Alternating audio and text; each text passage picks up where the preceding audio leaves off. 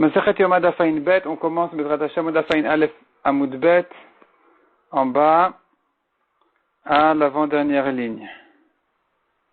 À la dernière ligne. Meil Shnemasar Menalan. On avait vu dans la Braïta, on avait vu dans une Braïta que le Meil était doublé de 12 fils. La Gemara demande d'où on sait que le Meil qui était un des vêtements du Kohen Gadol, il était doublé de 12 fils. Chaque fil était doublé en 12. Menalan, d'où on sait ça? L'irtiv, car il est écrit à propos du Meil, Ve'asitet Meil ha'ephod, kelil techelet. Tu feras le Meil qui est enveloppé par le ephod, qui est le tablier, qui était derrière les pieds du Kohen Gadol. Eh bien, tu le feras kelil techelet. Alors, trelet, c'est de la laine teinte en bleu, et kelil, Rashi explique, ça veut dire tressé. Et donc, ici, on sait que les fils sont tressés. Veyalif trelet mi parochet. On fait une xerashava du mot trelet qui est écrit ici à propos du Meil, et il est écrit aussi à propos de la parochet du rideau. Ma l'alan shisha. De même qu'à propos de la parochet, on sait que chaque fil était doublé en 6, comme on apprend des autres psukim.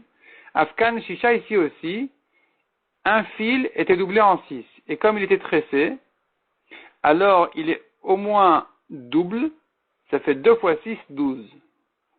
Demande la Gemara. Venelaf mishulav verimonav.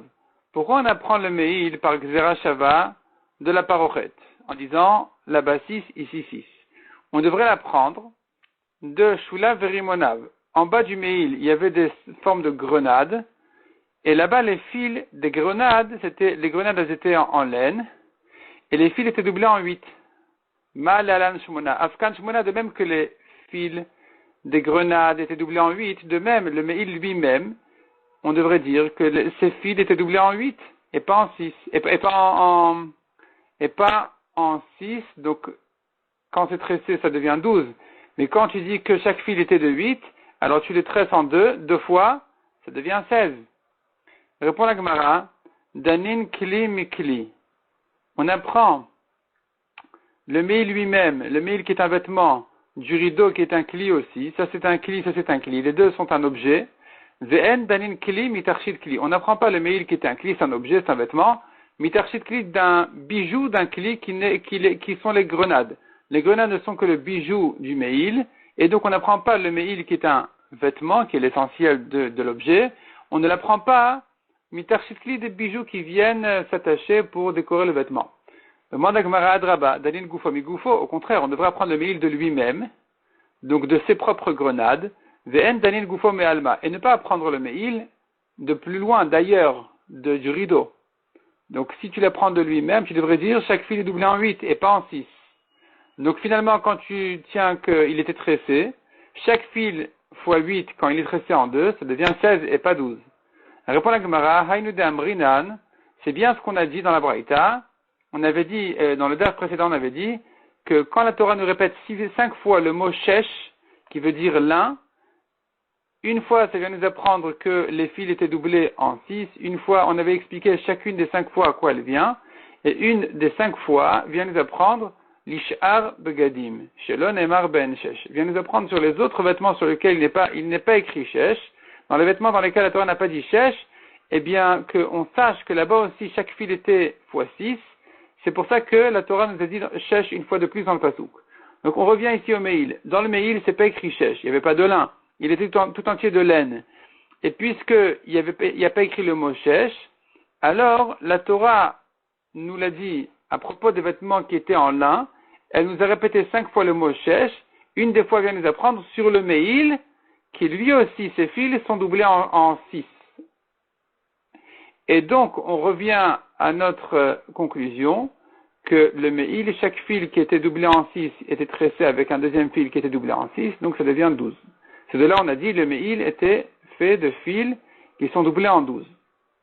Parochet et Srim Barba. On a terminé avec le Meil, on passe à la parochet, le rideau dans le Mishkan. Le rideau était doublé de 24, chaque fil avait 24 fils. Donc c'est ça. Arba'a de Shita Shita, 4 espèces fois 6 fils dans chacune. L'odina velodaina, pas de juge, pas de jugement, c'est clair et net. Choshen ve'ephod, esrim u'shmona. À propos du choshen et du ephod, qui est encore d'autres vêtements du Kohen Gadol, chaque fil était doublé en 28. Menalan, dont c'est ça. Dirti vasita choshen mishpat, maase choshev. Il est écrit à propos du choshen. Tu feras un choshen mishpat, donc tu feras le choshen. Maase choshev, la Gemara va expliquer plus loin ce que ça veut dire. Que maase ephod ta'aseh, tu les feras comme le ephod. Donc le ephod c'était le tablier qui était derrière les pieds du Kohen Gadol essentiellement, et le choshen il était sur sa poitrine, avec les 12 pierres des noms des shvatim, des 12 tribus. Et là-bas, la Torah nous dit qu'on les fait de la même matière, le choshen comme le ephod. Et de quelle matière on les fait les deux? Zahav, en or, trelet vergaman vetolat shani, de la laine teinte en trelet bleu, vergaman pourpre, rouge, vetolat shani c'est encore une sorte de rouge, le sang de cet insecte-là qui s'appelle shani, veshesh moshzar, et en lin, donc veshesh c'est du lin, moshzar tout est tressé en même temps. Arba de Shita Shita, nous avons 4 espèces ici qui sont chacune doublées en 6, qui sont Trelet, Argaman, Tolat, Shani et Shesh, 3 de laine et 1 de lin, chaque espèce, chacune de ces espèces-là était doublée en 6, ça nous fait déjà 24, et Esrin Verba, 24, plus Zahav, Arba'a, encore 4 fils en or à ajouter dans tout ça, un fil par espèce, Haesrin Utmania, ça donne 28. Vema demande à Gemara, peut-être, qui dit que l'or n'était que de 4 fils, peut-être que Zav Namishisha, l'or aussi, c'était 6 fils. Répond la Gemara Maravacha Bar Yaakov, Amarkra, la Torah dit, Vekitat Petilim, et il va couper des fils d'or. Donc, quand tu coupes un fil, tu en obtiens 2, quand tu coupes des fils au pluriel, tu en obtiens 4. Ptil, Ptilim, Ptil c'est un fil, Ptilim au pluriel, c'est des fils, et quand tu le coupes, ça donne 4. Arekan Arba'a. Et donc, j'ai 4 fils à rentrer ici dans chacun des fils qui étaient doublés en 24, parce qu'il y avait 4 espèces, comme on a dit, Trelet, Argaman, Tolat, Shani et Shesh, 4 espèces, 3 de laine, 1 de lin, et chacune était doublée en 6, ça faisait 24. On ajoute là-dessus 4 fils d'or, comme on a dit, fils au pluriel coupé en 2, ça donne 4, et donc j'ajoute 4 sur les 24, j'obtiens 28. Ravashi Amar Amarka, Ravashi a une autre dracha, il dit, la Torah dit à propos de l'or qu'il faut couper des fils en or pour faire quoi? La asot betoch atrelet, pour les ajouter, les mettre dans le trelet, ou toch argaman, et dans le argaman, etc. Donc, il faut ajouter des fils en or dans chacune de ces espèces-là. Or, on a un problème. Comment tu veux faire 6 fils à partager en 4 espèces? Echinavid, comment faire? Navid arba'a de tre. Si on fait dans les 4 espèces 2 fils en or, Avulotmania, on arrivera à 8 et pas 6. On a dépassé les 6. Navid tre de tre. Si on fait deux espèces dans lesquelles il y a à chaque fois 2 fils en or, ça fait déjà 4. Ou tre de chad. Et encore 2 espèces dans lesquelles il n'y a qu'un seul fil en or. Et comme ça, j'arrive à 6 fils en or. La Gemara dit, c'est pas possible, Ve'asita. Chez Yukolasiotav Shavot, la Torah dit, Ve'asita, tu feras. Il faut que toutes les manières, tous les fils soient égaux, que toutes les espèces soient égales. Donc on ne peut pas faire 2 espèces, dans 2 espèces 2 fils en or, dans 2 espèces un seul fil en or, c'est pas possible, il faut que tout soit pareil. Et donc, je suis obligé de rester avec 4 fils en or. Amar Arva Maraviuda, Amkare Abigde Keuna Loke, celui qui déchire des vêtements de Kohanim, des Bigde Keuna, il a transgressé une interdiction de la Torah, il est Chayav Malkout. On doit le frapper 39 coups comme quelqu'un qui a mangé du porc. Chez Neymar, comme il est dit, Lo Yikarea, la Torah a dit, il ne sera pas déchiré. Donc, il est interdit dorénavant de déchirer des Bigde Keuna. Matkifla Ravacha Bar Yaakov. Ravacha Bar Yaakov objecte. Qui dit que c'est comme ça qu'il faut comprendre le pasuk qui dit Lo Yikarea? Qui dit que ça veut dire, il n'aura pas le droit d'être déchiré. Peut-être que le pasuk nous dit autre chose. Vedil Machika Marachmana. Peut-être que la Torah vient nous dire, Navid le Safa, fait un ourlet à la fin du Meil, en bas des vêtements de Keuna, qui est Chidelonikaria, afin que ça ne se déchire pas. Pas qu'il est interdit de déchirer, mais tu dois le préparer de manière à ce qu'il ne risque pas de se déchirer. Répond la Gemara, Miktiv Sheloikaria, est-ce que la Torah dit afin qu'il ne soit pas déchiré? La Torah dit Loikarea, il ne sera pas déchiré, c'est une interdiction. Amar Rabbi Elazar, Amazia Choshen Me'ala Ephod, celui qui bouge le Choshen sur le Ephod, parce qu'en réalité il y avait un fil qui attachait le Choshen qui était sur la poitrine au Ephod qui était derrière lui. derrière le Kohen Gadol, il y avait un fil en laine qui les nouait, qui les attachait ensemble. Et on n'avait pas le droit de les séparer. Et celui qui les sépare, Ve'amassir badé Aaron, et de même celui qui retire les bâtons du Aaron, loqué, il est chayav malkout, interdit. Chez Neymar, lo yizar a choshen mal ephod, la Torah dit, ne bougera pas le choshen de sur le ephod, donc il faut qu'il soit toujours attaché. Et velo yasuru. Et à propos des bâtons du Aaron, la Torah dit, les bâtons ne sortiront pas du Aaron. Matkifla Ravacha bar Yaakov. Ravacha, nouveau objecte. Qui dit que la Torah vient interdire de bouger le choshen du ephod ou de sortir les bâtons du Aaron? Mais dit le makikam arachmana, peut-être que la Torah vient nous dire autre chose. Chadkinu ve'avdinu shapir, attache-les bien, fais-les bien, kedei shelo yizach velo yasuru, afin que le choshen ne bouge pas de sur l'éphod et que les bâtons ne sortent pas du Aaron. Donc, fais-les de manière à ce que ça ne risque pas de sortir, mais pas que il est interdit de les sortir. Simplement, la Torah vient nous expliquer de quelle manière on doit les faire, de telle manière à ce que ça ne risque pas de sortir. Répond la Gemara, Miktiv shelo yizach ve shelo yasuru. Est-ce que la Torah dit, attache le ephod au choshen afin qu'il ne bouge pas? Est-ce que la Torah nous dit, rentre les bâtons, les barres du Aaron, rentre les bâtons dans les anneaux du Aaron, de telle manière à ce que ça ne risque pas de sortir? C'est pas, la Torah ne dit pas shelo, afin qu'il ne bouge pas. La Torah dit lo yizach, lo yasuru. Il n'a pas le droit de bouger le choshen du ephod et les bâtons n'ont pas le droit de sortir du Aaron. Donc c'est une interdiction. Celui qui les bouge, qui les sort, il est chayav malkout. Rabbi Yossi Rabbi Chanina ramiktiv. Rabbi Yossi objecte. Enfin, il pose une contradiction entre les psukim. Un pasuk dit betabeot ha'aron yu abadim lo yasuru mimenu. Dans les anneaux du Aaron seront les bâtons, ils ne bougeront pas de lui. Uktiv, autre pasuk dit, Veuva et badav batabaot. Et viendront ces bâtons dans les anneaux. Je comprends de là qu'il y a du va-et-vient. Haketzad, comment accomplir les deux psukim? Comment résoudre la contradiction? Est-ce qu'ils sont bloqués dans les anneaux ou bien il y a du va-et-vient? Répond la Gemara, mitparkin ve'en nishmatin. Ils peuvent bouger dans les anneaux, mais si on essaye de les sortir, on n'arrivera pas. Parce que le bout des bâtons était plus épais, et donc on pouvait les rentrer très difficilement dans les anneaux, mais après on avait du mal à les retirer. Ça ne sortait pas.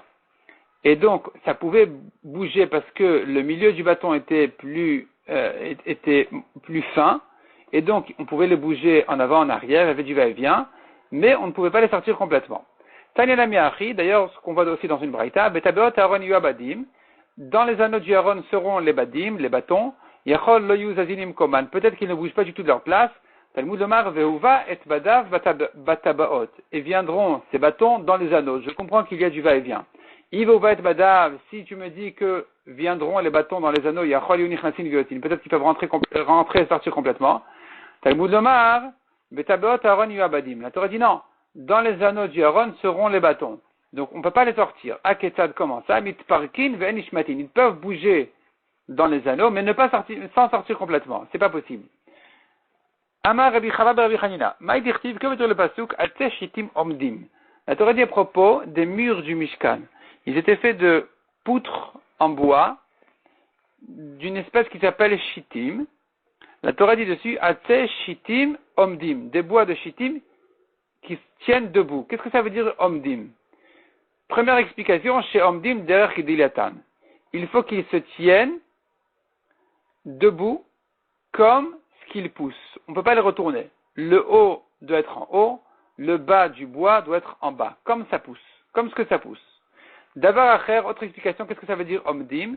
Shema midin et sipuyan, qui font tenir l'or qui est plaqué sur ces bois-là, eh bien, la poutre les fait tenir.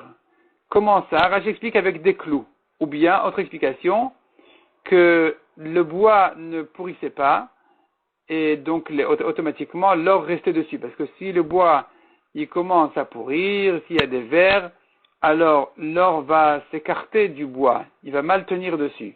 Et là, la Torah nous annonce, la Torah nous dit, omdim, les bois, ils font tenir l'or qui était plaqué sur les bois. Davar acher, omdim, troisième explication, que veut dire ateshitim omdim? Ils tiennent.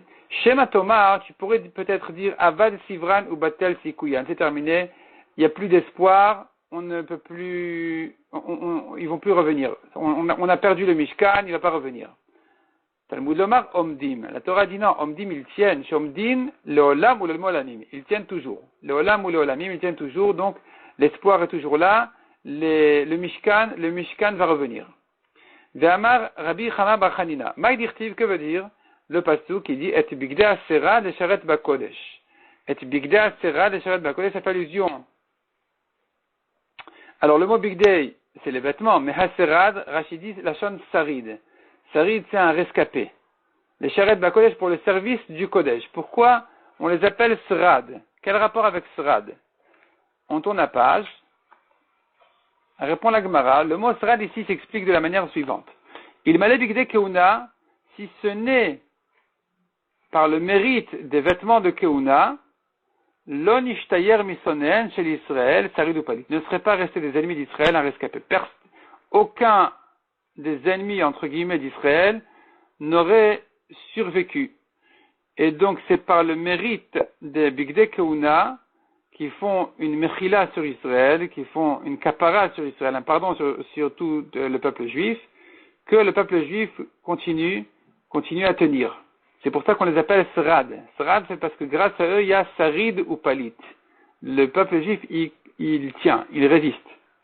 Rabbi Shmuel ben Nachmani Amar, deve Rabbi Shimon Tana. Pourquoi on les appelle bigdei asrad? Alors Rabbi Shmuel ramène une braïta de Rabbi Shimon qui dit comme ça. Megadim shegordinotan kebriatan mikelehen. Ce sont des vêtements qui sont gordinotan, on les coupe après que on les a tissés, on a préparé le tissu des vêtements. Il est fait déjà avec la forme du vêtement déjà tout prêt. C'est pas qu'on fait des tissus et on les coupe et on les coud selon la taille, selon la forme. Non, c'est pas comme ça. On le prépare depuis le début. Le tissu, il est préparé depuis le début. La tunique, elle est prête déjà avec la forme qu'elle doit obtenir. Donc, il y a de quoi, elle fait le tour d'un homme quand on la tisse a priori.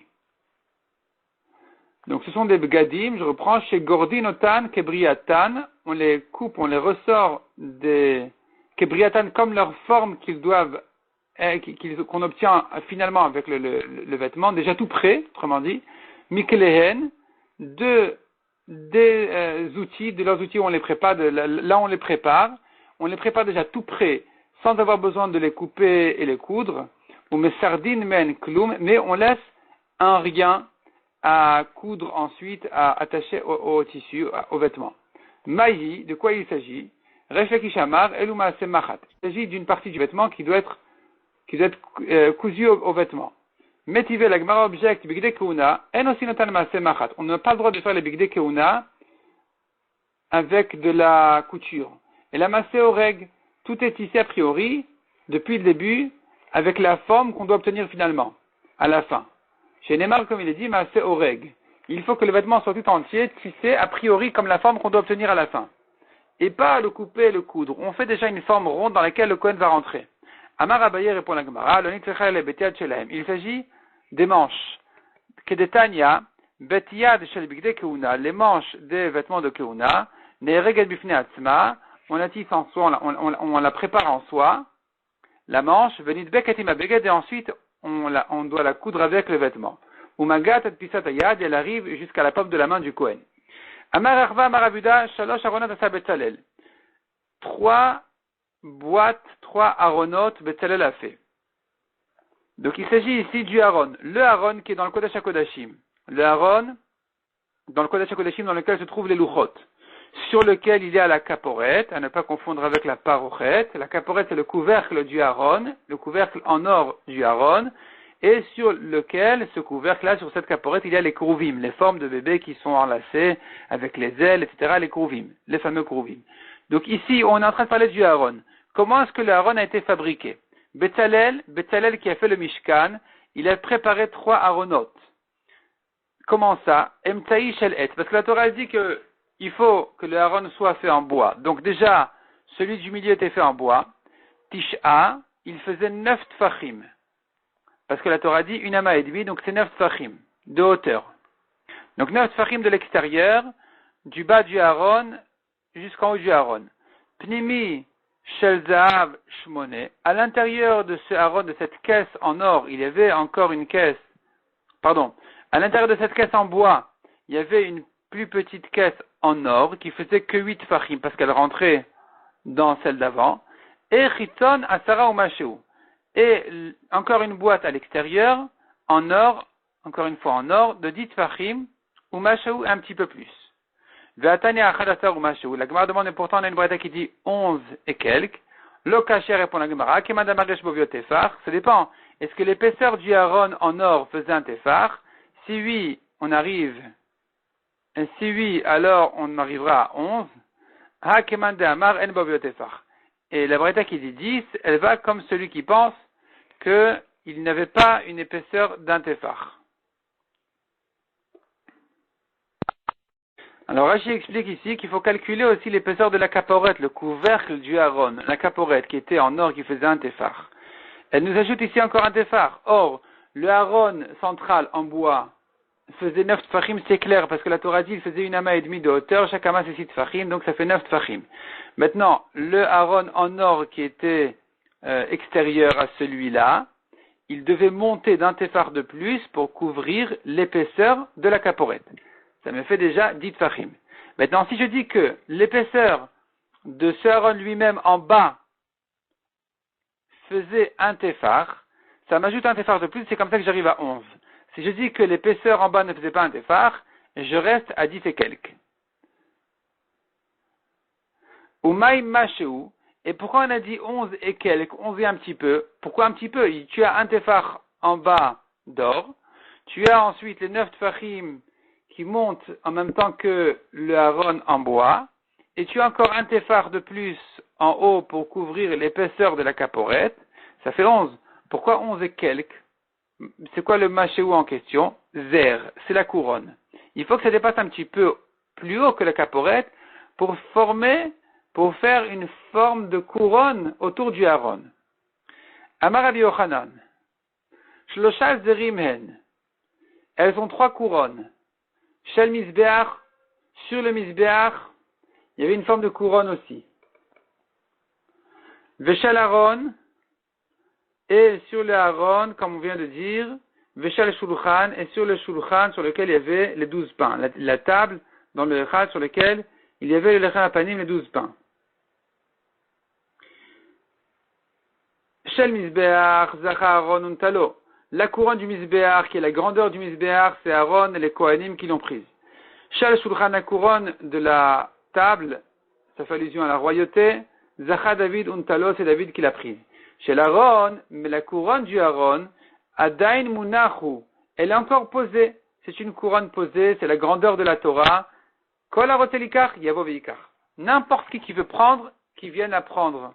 On ne l'empêchera pas. Il n'a pas besoin d'être Cohen, il n'a pas besoin d'être descendant de David, il n'a pas besoin d'avoir des grands-parents de Tzadikim ou Talmidei Chachamim. N'importe qui est intéressé de prendre cette couronne-là, d'en profiter, il est le bienvenu. Shema Tomar Pachotu, peut-être tu vas me dire c'est une couronne qui n'est pas aussi importante que les autres. Talmud Lomar Bim Elachim Imlochu. Dit la Torah, en moi, grâce à moi, les rois vont régner. C'est moi qui donne la royauté au roi. Donc la Torah est plus importante encore même que la royauté. Rabbi Yochanan Rami, Rabbi Yochanan pose une contradiction dans le mot même de couronne, de Zer Zahav, Ktiv Zer, Vekarinan Zer, ou plutôt Ktiv Zar. Dans la Torah s'écrit Zer sans la lettre Yud au milieu du mot Zer. Donc on sait que c'est ponctué avec un tiret, ça se lit Zer. Mais si tu lis, regarde que les lettres, sans le tiret en bas, tu regardes que les lettres telles qu'elles sont écrites dans le Sefer Torah, Zain et Resh, ça devrait se lire Zar. Zar qui veut dire étranger. Vekarinan, Zer, mais ça se lit Zer. Alors c'est un peu intéressant que la Torah, ici, en parlant de la couronne du Aaron, elle écrit Zar et elle veut dire Zer. Elle écrit étranger, elle veut dire couronne. C'est même un peu contradictoire comme notion. Zacha naaset lozer, réponse, dit la Gemara, Zacha s'il mérite, naaset lozer, la Torah devient sa couronne. Lozacha, si la personne qui étudie la Torah, il n'a pas mérité, Rachid dit, il n'étudie pas l'Ishma, il n'étudie pas pour la Torah, il veut pas l'accomplir, il étudie pour se grandir de la Torah, mais pas parce qu'il est intéressé de la Torah elle-même, alors Zara Emenu, elle devient étrangère à lui. Rashi dit, elle s'oublie, il va l'oublier. Rabbi Yochanan pose une contradiction entre les psukim. Ktiv un pasuk dit ve'asit alecha aron et. Tu feras pour toi un aron en bois. En parlant du aron. Ou ktiv ve'asu aron aseshitim. Autre pasuk dit au pluriel. Ils feront un aron en bois. Donc, comment comprendre ça? Mikan et Talmid Chacham. Le aron c'est le Talmid Chacham qui contient la Torah en lui. Chez Bneiro metzuvin la'asot melarto. De là on apprend que les gens de sa ville ont le devoir de lui faire ses besoins, de faire au Talmid Chacham ce qu'il a besoin. C'est pour ça que la Torah dit Ve'asu au pluriel, pour nous apprendre cet enseignement-là.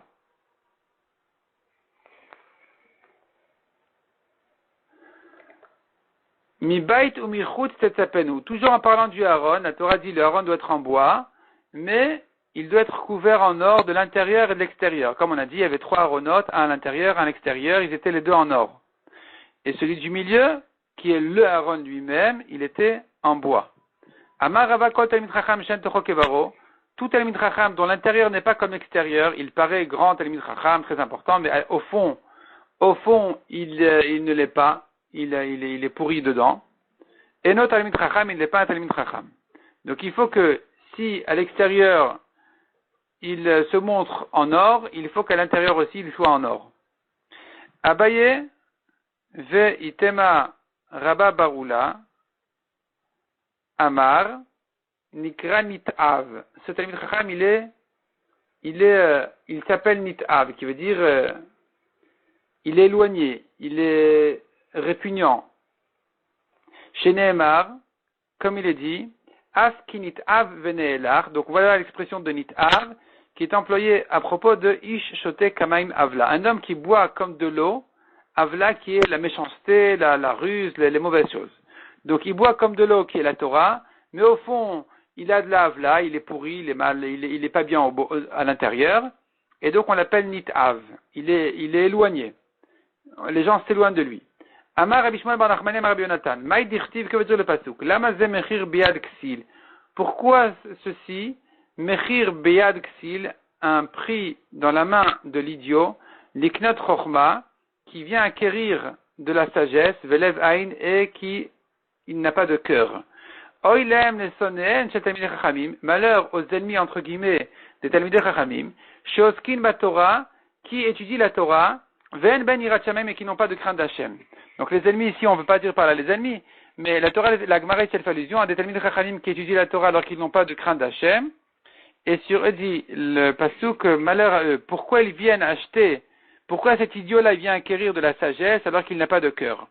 Et le cœur, c'est la yirat shamem, c'est la crainte d'Hachem, et lui, il vient acquérir de la sagesse.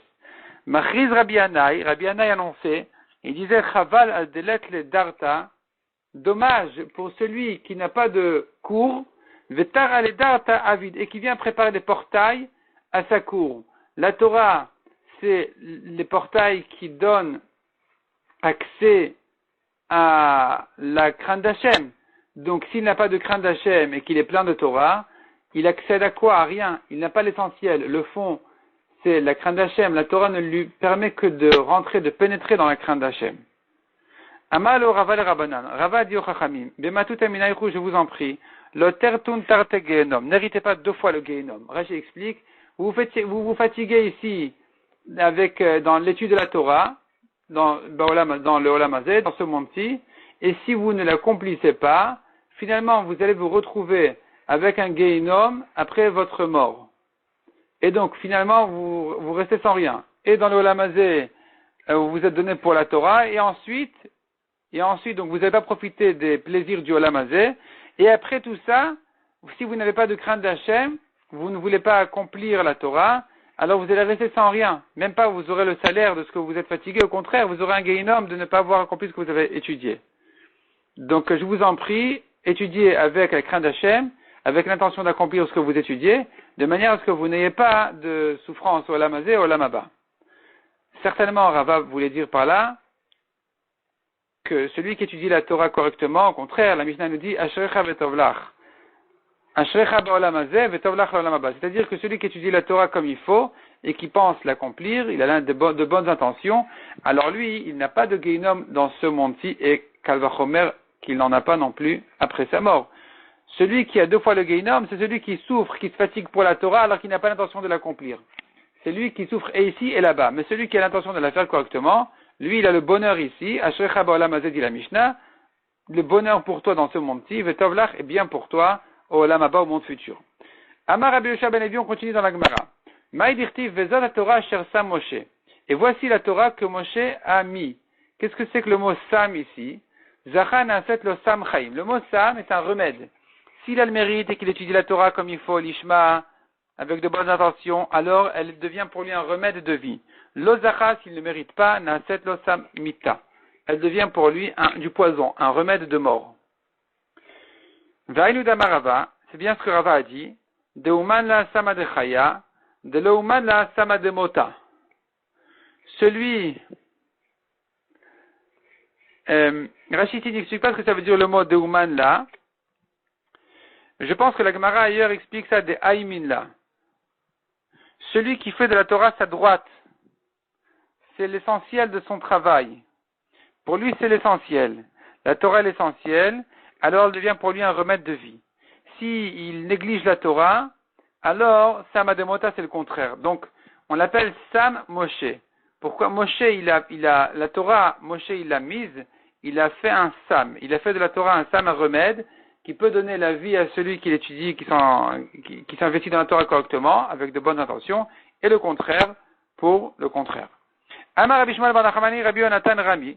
Rabbi Yonatan pose une contradiction entre les psukim. Ktiv bikuda Hashem esharim, mesam chelev. Un pasuk dit les lois d'Hashem sont droites, justes, et elles réjouissent le cœur. Uktiv, autre pasuk dit, imrat Hashem tserufa. La parole d'Hashem, elle est tserufa. Tserufa, ça veut dire qu'elle nettoie. Elle nettoie et elle frotte. Zacha mesamarto, le zacha sorafto. S'il mérite, la Torah le réjouit, et sinon elle le frotte. Sinon, c'est du frottement. Rachid dit avec des souffrances et le Gehinom. Resh Lakish Amar, Migouf et Dekra Nafka. Resh Lakish dit, c'est pas la peine de poser une contradiction entre les psukim, on peut la prendre du pasuk lui-même. Du mot tserufa, le mot tserufa lui-même a ces 2 sens-là. Zachat Tsorafto Lechaim. Si il mérite, alors Tsorafto Lechaim. La Torah, elle va le frotter pour la vie. C'est un frottement qui va lui donner la vie. Lo Zachat Tsorafto Lemita. Sinon, c'est pas un nettoyage, au contraire, c'est un frottement de souffrance qui va le mener à la mort. S'il étudie la Torah avec de mauvaises intentions, alors là, au contraire, la Torah, elle va le frotter, elle va devenir un frottement qui le mène vers la mort. Yirat Hashem Teora, Omedet Laad. D'autres passages qui dit, la crainte d'Hashem, elle est pure, Omedet Laad, elle tient à tout jamais. Amar Rabbi Chanina, Zal Omed Torah Betara. Qu'est-ce qu'on appelle Yirat Hashem Teora? La crainte d'Hashem, elle est pure, c'est celui qui étudie la Torah en pureté. Mahi, qu'est-ce qu'on appelle? Il étudie la Torah Betara. No Seisha Vachakach Lomed Torah. C'est quelqu'un qui se marie, et ensuite il étudie la Torah.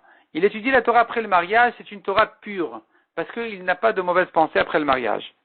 Edut Hashem Neemana, la suite du pasuk là-bas, c'est le témoignage d'Hashem Neemana, est un témoignage de confiance. Quelle est la confiance ici sur le témoignage d'Hashem? Amar Rabbi Chia Baraba, Neemana ilaïd velomdea.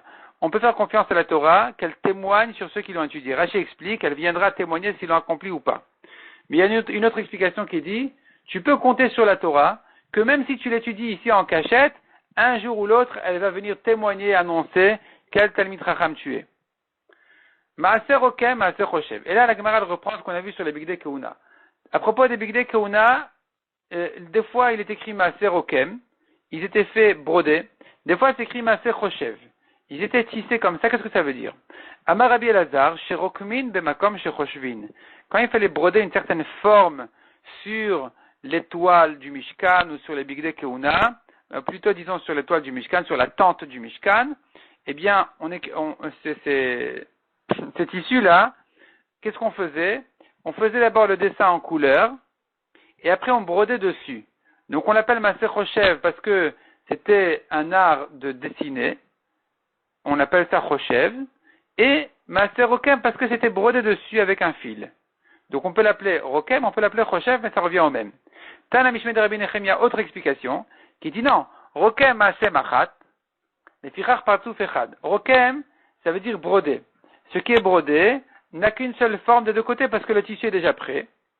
Et sur ce tissu-là, sur la toile, on vient broder, donc on voit des deux côtés.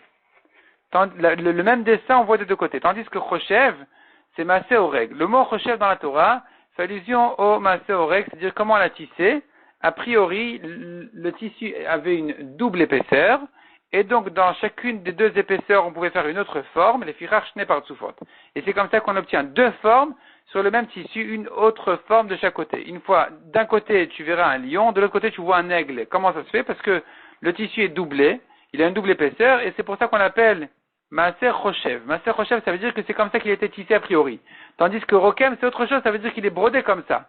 Et quand il est brodé, tu auras la même forme des deux côtés, tandis que quand c'est Maaser Choshev, tu auras deux formes différentes des deux côtés.